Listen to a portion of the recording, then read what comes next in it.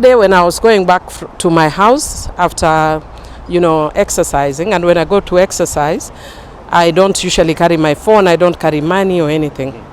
So when I was getting back to my house, somebody noticed my car, a woman, probably in her 40s or 50s.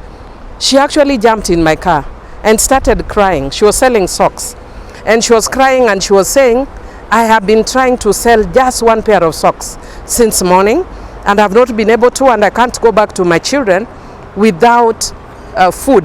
And she said, God has placed you in this place of privilege.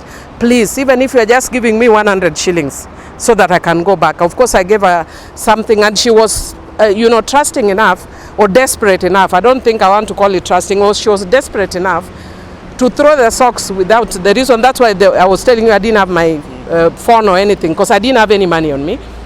She threw the socks on me and said, here is my number.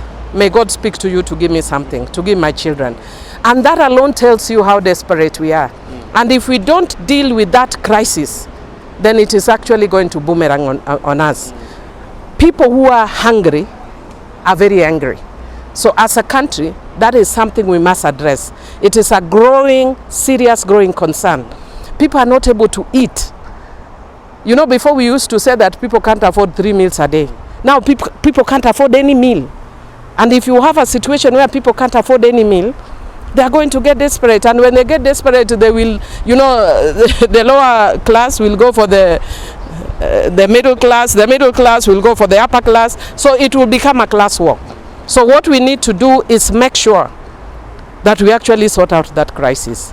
And I don't think we want to look at it in terms of there is no rains, because the rains, ordinarily we don't have rains at this time. But it's a much bigger problem. It could be because of all these things that have been going on and all that, but we must relook at how we are doing things. I sit in the budget committee, and I can tell you, even though we are still talking about austerity measures, I am not convinced that we are doing it the right way.